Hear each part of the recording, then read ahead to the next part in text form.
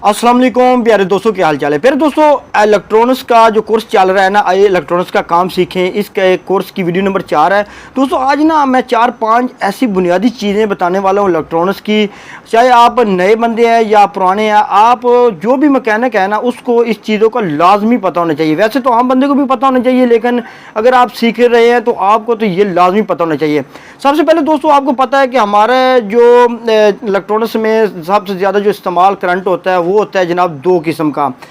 पहला number AC current, दूसरा होता है डीसी करंट। अक्सर लोग आपने सुना होगा कि एसी करंट, डीसी करंट, जब भी कोई पंखा वगैरह लेकर आता है तो आप उससे पूछते हैं कि यार ये एसी पंखा है या डीसी पंखा है, तो इससे क्या मुराद होता है। सबसे पहले मैं बात करता हूँ एसी करंट। एसी करंट का दोस्तों जो लफ्ज़ है ना, एसी, ए का मतलब होता है अल्टरनेटिंग, सी का मतलब होता है करंट।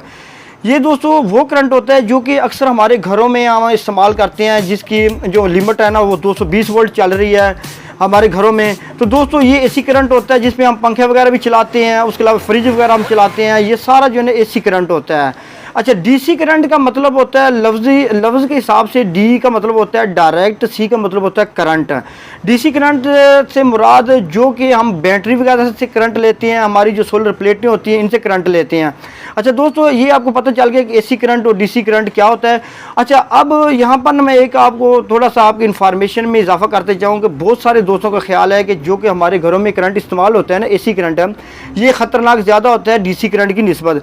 दोस्तों इसमें कोई शक नहीं, एसी करंट ज़्यादा ख़तरनाक होता है, लेकिन डीसी करंट अगर अपनी एक जो है ना एक मकदार होती है इसकी, जैसे 12-13 वोल्ट या तकरीबन 40 से 50 वोल्ट तक भी तकरीबन गुजारा हो जाता है। लेकिन अगर इसकी मकदार बढ़ जाए ना, जैसे कि 300 वोल्ट हो गया या 400 वोल्ट, अगर डीसी करंट भी है ना तो वो भी आपको शदीद झटका लगा सकता है। ये आपने एहतियात ज़रूर करनी है। बहुत सारे लोग सोलर प्लेटें वगैरह वॉश करते हैं ना, तो लोग समझते हैं कि सोलर प्लेटों में डीसी करंट होता है इसलिए हमें कुछ नहीं होता। तो दोस्तों वो बहुत सारे लोगों की जो मौत है ना वो डीसी करंट के ज़रिए भी हो चुकी है, आपने एहतियात ज़रूर करनी। दूसरे नंबर पे ना आपको एक चीज़ और पता होनी चाहिए कि अक्सर ना मैंने जो पिछली वीडियो बनाई है ना, अक्सर लोग कमेंट करते हैं कि हमारी सप्लाई में ना ये मसला आ रहा है, तो मैं उसको जवाब देता हूँ कि आप जनाब की उस सप्लाई का इनपुट में फ़लाँ पुर्जा बदल दें या आउटपुट में फ़लाँ पुर्जा बदल दें। अच्छा, वो कहते हैं कि हमें इनपुट और आउटपुट क्या होता है, तो दोस्तों इसके बारे में आपको पता होना चाहिए। मैं आपको थोड़ा सा इसकी प्रैक्टिकल भी बता देता हूँ, वैसे तो डिटेल के साथ हम बाद में बात करेंगे। दोस्तों ये चेक करें, ये सर्किट है ना दोस्तों, ये यहाँ पर ना एक चॉपर लगा होता है, ये हर सप्लाई के अंदर चॉपर लगा होता है, ये आपको लाजमी पता होना चाहिए, इनपुट और आउटपुट का पता होना चाहिए।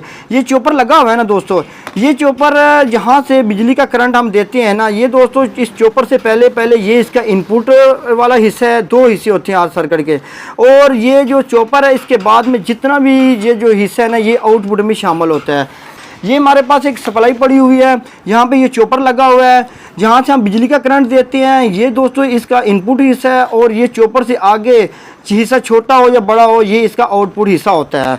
तो ये दोस्तों आपको इनपुट और आउटपुट का लाजमी पता होना चाहिए, क्योंकि आप एक बहुत अच्छे मैकेनिक बन रहे हैं, तो आपको जो है जनाब पता होना चाहिए। या आप जनाब अभी सीख रहे हैं तो मैं कमेंट्स में आपको बताऊंगा कि आपने आउटपुट पे फलाना पुर्जा बदलना है या इनपुट पे फलाना पुर्जा बदलना है, तो आपको इनपुट और आउटपुट का पता होना चाहिए। तो दूसरे तीसरे आपको सबसे अहम मालूमात ये होनी चाहिए, अगर कोई भी कस्टमर आपके पास कोई चीज़ लेकर आता है तो आपको पता होना चाहिए कि ये इन्वर्टर है या कन्वर्टर है, यानी सप्लाई है। तो दोस्तों आपको कैसे पता चलेगा, तो दोस्तों उसके जो प्रिंट होते हैं ना उसके ऊपर भी लिखा होता है, जहाँ पे लिखा होगा ना इनपुट 220 वोल्ट, आउटपुट 12 वोल्ट, तो इसका मतलब है ये कन्वर्टर है यानी सप्लाई है, ठीक है, चार्जर है, सप्लाई है, कोई भी चीज़ है जिस पे आप जनाब कूलर वगैरह चलाते हैं, पंखे वगैरह चलाते हैं।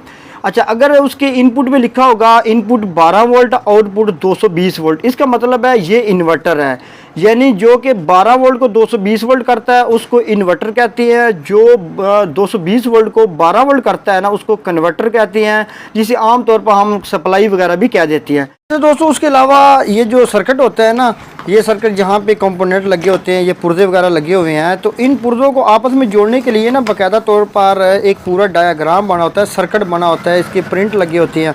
दोस्तों जैसे कि आपको ये नज़र आ रहा होगा कि ये पुर्जा लगा हुआ है ना, यहाँ से दूसरे पुर्जे तक आने के लिए ना एक ट्रैक बना हुआ है, ये इसको हम ट्रैक कहते हैं, जैसे रास्ता होता है, और आमतौर पर इसे आम ज़बान में प्रिंट भी कहते हैं। ये हो गया, इस पुर्जे से इस पुर्जे तक आने के लिए ये प्रिंट लगा हुआ है। यहाँ से जनाब इस पुर्जे तक आने के लिए ये लगा हुआ है। अब इस पुर्जे से जनाब इस पुर्जे तक आने के लिए ये लगा हुआ है और इसी तरह ये आगे चलता चलता यहाँ पे आ जाता है। इसको कहते हैं जनाब प्रिंट। अगर ये रास्ते में कहीं किसी जगह पे टूट जाता है ना, फॉर एग्जांपल ये यहाँ से टूट जाता है, तो आप यहाँ से जनाब शोल्डर के कावी के ज़रिए यहाँ से यहाँ तक कोई भी तार डाल के आपस में इसको ड्रैग कर देंगे तो आपका प्रिंट जो है ना वो मुकम्मल हो जाएगा। ये किसी भी एक पुर्जे से दूसरे पुर्जे तक जाने के लिए ये प्रिंट बना होता है, इस पुर्जे तक आने के लिए ये बना हुआ है। ठीक है, अब मज़ीद जो है ना वो मीटर के ज़रिए मैं आपको बताऊंगा कि जनाब आपने जनाब इसकी ट्रेसिंग कैसे करनी है। ये वैसे मैं आपको जर्नल बता रहा हूँ। ठीक हो गया, ये हो गया। ये इस पुर्जे से इस पुर्जे तक आने के लिए ये बना हुआ है। जहाँ पे सिलसिला टूट जाता है ना, यानी यहाँ से यहाँ पे सिलसिला टूटा हुआ है, तो इसका मतलब है कि ये प्रिंट एक नहीं है, ये एक है। यहाँ से लेकर ये यहाँ से यहाँ तक ये जनाब यहाँ से यहाँ पे आ जाता है और यहाँ पे यहाँ पर आ जाता है। ठीक है ना, यहाँ तक, यानी यहाँ से लेकर जहाँ से हम शुरू हुए हैं ना, पीछे से जहाँ से हम शुरू हुए हैं यहाँ से लेकर यहाँ तक एक ही वोल्टेज आपको मिलेगी, क्योंकि इनका रास्ता एक है, इनका प्रिंट एक है। ये देखें यहाँ पर जहाँ जहाँ आप चेक करें कि वहाँ पर वोल्टेज आपको एक जैसी मिलेगी, क्योंकि प्रिंट एक है। इंशाल्लाह दोस्तों अगली वीडियो में हम मीटर का इस्तेमाल जो है ना, एनालॉग मीटर, डिजिटल मीटर, उसके अलावा बेसिक इलेक्ट्रॉनिक्स कंपोनेंट, हर कंपोनेंट पर पूरी वीडियो होगी। लंबी भी वीडियो बनेगी, छोटी भी बनेगी। दोस्तों आपने चैनल को सब्सक्राइब कर लेना। मज़ीद भी कोई जनाब कोई कन्फ्यूजन है या कोई इन्फॉर्मेशन आपको चाहिए तो आप कमेंट में पूछ सकते हैं। दोस्तों इसके साथ मुझे दी इजाज़त, अल्लाह हाफ़िज़।